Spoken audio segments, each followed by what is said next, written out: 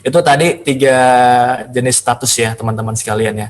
Kira-kira apa sih status lainnya gitu kan yang perlu kita ketahui? Status lainnya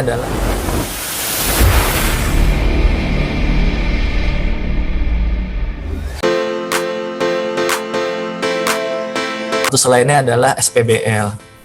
Kalau masih awam dengan istilah SPBL itu, di kami itu ada namanya istilahnya adalah barang larangan dan pembatasan. Itulah tadi kenapa di kontak center Bea Cukai itu sangat dinamis ya, karena kita itu tidak hanya memahami peraturan bea cukai saja, bukan, tapi kita juga memahami peraturan dari kementerian lembaga yang lain seperti itu. Jadi ada kementerian lembaga lain yang memberikan aturan, misalnya contoh kayak sepeda roda 2, sepeda roda 3. Kalau diimpor itu harus izin kami ya, bea cukai ya, sederhananya bilang seperti itu. Kemendaknya itu ada di Permendak nomor 68 tahun 2020. Nah, jadi yang banyak sekali terjadi dispute ya dengan masyarakat bahwa kok bea cukai menahan barang sih gitu kan. Kok barang kami ditegah-tegah sih sama bea cukai? Sebenarnya bukan bea cukai yang melarang. Bea cukai cuman menjalankan aturan dari kementerian lembaga lain. Memang di sini yang menjadi sasaran tembaknya, yang babak belurnya itu adalah bea cukai. Padahal kalau masyarakat tahu, sebenarnya bea cukai tidak punya aturan untuk menahan suatu barang, tidak ada. Maksudnya tidak ada suatu aturan di bea cukai bahwa untuk impor barang ini harus izin dari bea cukai, itu nggak ada.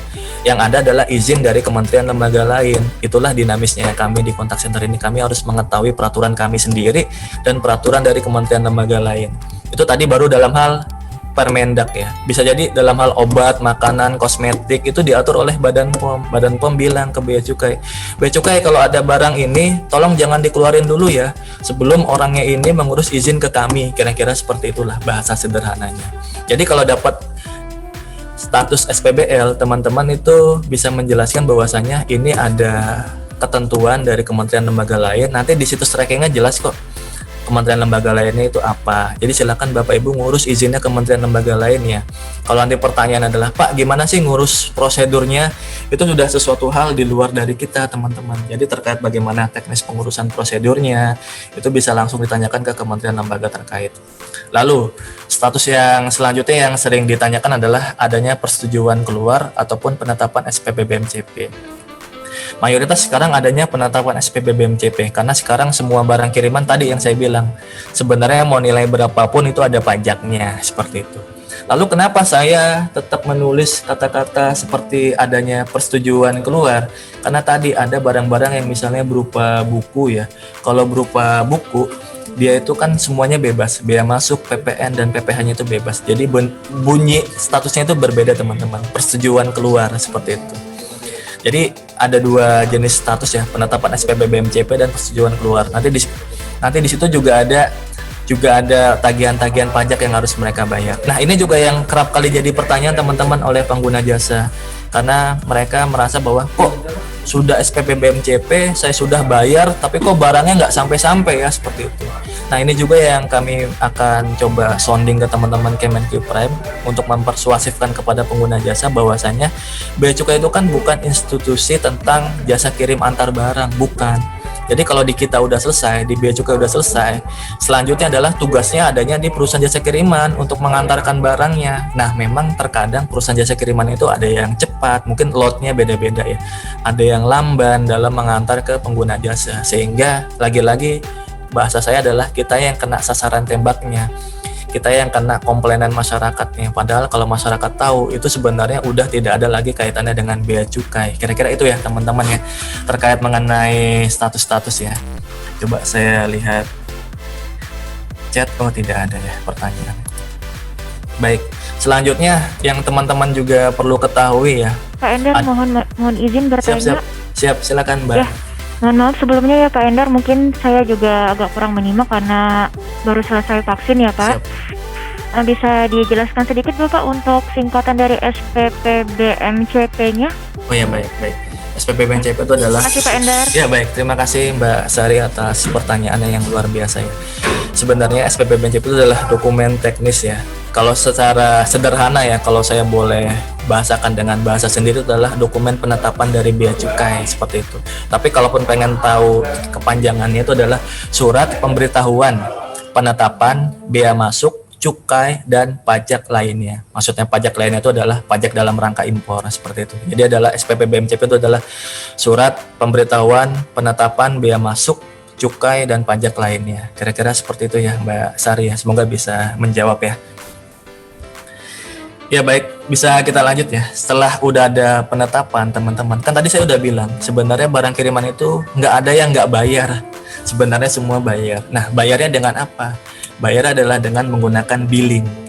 Mungkin istilah billing suatu istilah yang sudah tidak asing ya.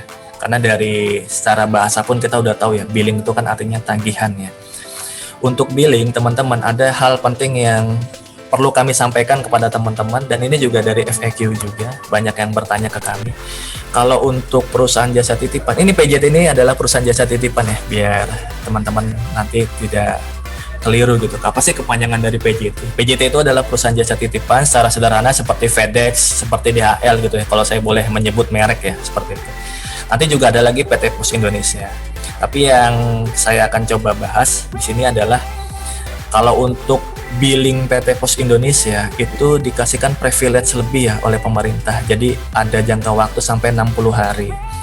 Pengguna jasa itu bisa bayar dalam jangka waktu 60 hari sejak tanggal SPP BMCP. Itu untuk billing-billing yang dari PT Pos ya. Dan juga billingnya itu pakai nama yang bersangkutan seperti itu. Misal nih, Endar impor barang, nanti tagihan billingnya itu atas nama Endar juga, tagihan barang sekian, seperti itu.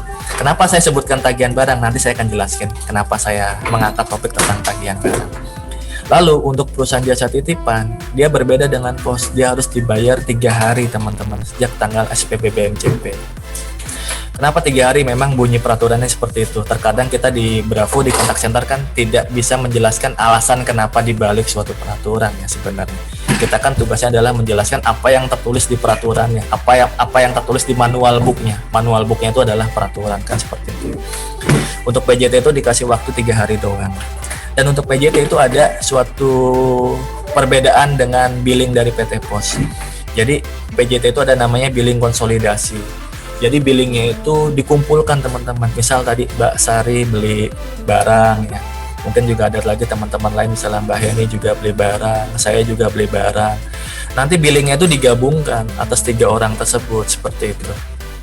Dan yang membayar pun adalah perusahaan jasa titipannya. Jadi teman-teman mungkin nanti akan dihubungin, diminta untuk membayar tagihan ke perusahaan jasa titipannya. Tapi biar teman-teman tidak salah paham ya, karena juga praktek penipuan itu pun juga ngirimnya ke rekening pribadi ya. Nah, biar teman-teman tidak salah paham juga, perbedaannya antara billing yang teman-teman ditagihkan oleh PJT dengan penipuan itu, cek aja apakah tagihannya ada atau tidak. Bagaimana cara ngecek tagihannya? Tadi udah saya kasih tahu, toolsnya ada di website Bea Cukai ya, beacukai.go.id /barang kiriman. Kalau muncul berarti benar ada tagihan. Kalau tidak muncul itu patut diduga penipuan, seperti itu. Apalagi jumlahnya juga misalnya tidak masuk akal. Misal barang saya, rata-rata kan pajak itu kan 30% dari harga barang, kurang lebih ya, kurang lebih. Kalau misalnya saya beli barang 5 juta tapi saya ditagih diperas 10 juta, itu udah ketahuan itu penipuannya, kira-kira seperti itu. Itu untuk billing ya, biar tidak melebar. Jadi untuk billing PJT itu ada perbedaan, dia itu bisa digabungkan, dan juga yang bayar adalah perusahaan jasa titipannya. Kita penerima barang nanti cuman di reimburse istilahnya, ataupun ditagih ya. Nanti diminta transfer ke rekeningnya mereka, ataupun mungkin pakai virtual account-nya mereka, kira-kira seperti itu. Nah, apa kaitannya billing konsolidasi ini patut saya sampaikan kepada teman-teman? Ini nanti ada kaitannya dengan perpajakannya teman-teman. Karena nanti banyak yang bertanya, Pak, kan ini billingnya pakai nama perusahaan jasa titipannya. Misalnya tadi kan saya, Mbak Sari, Mbak Heni beli, tapi yang muncul billingnya adalah billing gabungan, pakai namanya adalah PT DHL-nya misalnya. DHL itu nama resminya sebenarnya bukan DHL ya. Sana Satwika ataupun Birotika Semesta, maaf, Birotika Semesta, PT Birotika Semesta. NPWP-nya atas nama PT Birotika Semesta, Pak, gitu kan. Ini bagaimana bisa dikreditin pajaknya gak? Bisa. Karena ini kan PMK-nya PMK yang dibangun bersama dari Bea Cukai, Pajak, dan BKF. Makanya kodenya 010, PMK 199 /PMK 010 tahun 2019. Karena teman-teman nanti untuk mengetahui ini PMK-nya siapa tuh ada kodenya ya. Kalau Bea Cukai itu kodenya 04. Kalau perpajakan itu kodenya 03, BKF itu 010. Mungkin teman-teman yang di Setjen Kemenku ya, Kemenku Prime ini kan di Setjen kalau tidak salah. Mungkin lebih paham kode-kodenya seperti itu. Nanti kalau ditanyanya apakah ini bisa dikreditkan atau tidak, bisa ya teman-teman. Selama SPP BMCP-nya tadi mencantumkan data identitas NPWP dari penerima barangnya. Misalnya Endar, ya harus ada di SPP BMCP-nya ini tertulis nomor identitasnya adalah NPWP saya gitu. Jangan sampai kosong. Karena tadi keyword ataupun key field ya, ataupun kata kunci untuk menghubungkan sistem pajak dengan sistem bea cukai adalah NPWP. Titik ketemunya tuh atau titik rekonnya itu adalah di NPWP seperti itu. Jadi kalau NPWP-nya tidak diisi, ketika kita masuk Innova itu aplikasi faktur pajaknya milik DJP. Mungkin DJP udah ngejelasin atau tidak, saya kurang tahu karena secara jadwal udah kemarin ya seharusnya. Itu tidak akan ketemu karena kan datanya akan ditarik dari data sistem bea cukai. Kira-kira seperti itu ya teman-teman. Tadi kan di awal teman-teman saya memberikan penjelasan apa sih yang harus kita ketahui. Udah banyak yang udah kita ketahui tentang barang kiriman. Sekarang apa sih yang harus kita waspadai? Nah, ini tuh penting untuk kami bagi ke teman-teman ya. Karena bisa jadi pengguna jasa itu berkontaknya ke Kemenku Prime, dan kalau Kemenku Prime tidak tahu ataupun terlambat memberikan informasi ataupun salah memberikan informasi, bisa-bisa dia ketipu duluan seperti itu. Makanya kita ini harus perlu gerak cepat dan peran serta dari semua pihak nih agar mereka tidak terkena ataupun tidak menjadi korban penipuan yang mengatasnamakan bea dan cukai seperti itu. Jadi ada beberapa cara mudah sebenarnya untuk mengetahui ini penipuan atau tidak. Kalau modus-modusnya bisa dilihat di sini ya. Tapi sebenarnya cara mudah untuk mengetahui ini penipuan atau tidak biasanya tuh dikirimnya ke rekening atas nama pribadi. Misal, tolong dong transfer ke rekening atas nama misalnya Mbak Titin gitu kan, di Bank Himbara, Bank BUMN Indonesia misalnya. Itu patut dicurigai tuh. Jangan serta-merta langsung ngirim barang tuh. Jangan serta-merta langsung transfer uang tuh. Bisa jadi itu adalah penipuan. Itu ciri yang pertama. Biasanya pakai nomor rekening pribadi. Lalu ciri yang kedua yang biasanya kerap kali terjadi kalau penipuan itu kalau tidak ancaman ya, yang kedua adalah kalau tidak ada iming-iming seperti itu. Biasanya mohon maaf nih, kalau iming-iming itu banyak korbannya itu wanita ya, karena mungkin baru kenal gitu kan, udah jadi bucin seperti itu kan, terpikat gitu kan oleh orang yang baru dikenalnya di media sosial, terus dijanjiin nanti saya akan nikahin loh gitu kan, tapi ini loh sebagai bentuk seriusan saya akan ngirimkan perhiasan sebagai mas kawinnya misalnya kayak gitu kan, berjumlah wah fantastis misalnya 10 gram misalnya kayak gitu kan, banyak lah pokoknya iming-iming yang fantastis itu pasti bisa terjadi, bisa terduga penipuan yang mengatasnamakan bea cukai. Jadi kalau tidak diiming-iming, yang kedua adalah diancam. Nah, diancam itu yang cukup sering terjadi ya. Misalnya, Pak, tolong transfer uang. Kalau tidak ditransfer, ini Bapak udah terdata di sistem kami sebagai penadah ya, penadah black market. Alamat Bapak sudah kami kunci. Nanti akan ada tim kami yang menjemput Bapak kalau Bapak tidak mengirimkan sejumlah uang. Nah, itu ancaman. Itu biasanya pasti penipuan. Lalu, itu tadi yang kedua ya. Yang ketiga adalah biasanya nomor resinya tidak ditemukan, fiktif tadi. Kenapa pentingnya kami sampaikan kalau not found itu bisa jadi itu adalah fiktif, bisa jadi adalah penipuan di sistem tracking kami ya, beacukai.go.id/barang kiriman. Lalu yang ketiga bisa memastikan ke kami, ke Bravo Bea Cukai, apakah memang benar ada paketnya tersebut atau tidak. Setelah sudah tahu itu adalah penipuan, pastikan laporkan ke pihak berwenang. Nah, ini juga sering jadi banyak pertanyaan teman-teman oleh pengguna jasa. Kok kenapa bea cukai tidak bisa bergerak lebih lanjut gitu kan? Karena sebenarnya aspek pidananya adalah pidana umum, bukan terkait pelanggaran kepabeanan dan cukai. Ini kan penipuan, kriminalitas. Sehingga yang mengusutnya itu adalah pihak kepolisian seperti itu. Jadi yang bisa mengusutnya adalah pihak kepolisian. Kami di Bea Cukai, di Direktorat Jenderal Bea dan Cukai lebih ke arah campaign dan juga berkoordinasi dengan berbagai pihak, misalnya perbankan. Jangan sampai perbankan itu kecolongan. Ada perbankan yang kecolongan itu menggunakan nama rekeningnya itu adalah nama rekening Bendahara Bea Cukai. Padahal kan harusnya untuk pembukaan rekening atas nama suatu badan atau yayasan kan tidak semudah itu. Misalnya harus ada surat-surat legalitasnya tertentu dan lain semacamnya, seperti itu ya. Seperti itu ya teman-teman untuk hal-hal yang harus kita waspadai. Ini rekapnya tadi, biasanya pakai nomor pribadi, rekening pribadi, ada ancaman ataupun juga ada iming-iming. Kalau iming-iming biasanya sesuatu hal yang fantastis itu jangan percayalah. Misalnya nih, ada di Allshop gitu kan. Allshopnya bukan marketplace ya.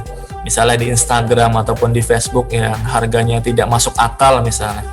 Untuk handphone yang kalau harga resminya saja belasan ataupun puluhan juta, ini bisa dijual dengan harga miring 2 juta, 1 juta, itu udah pasti penipuan.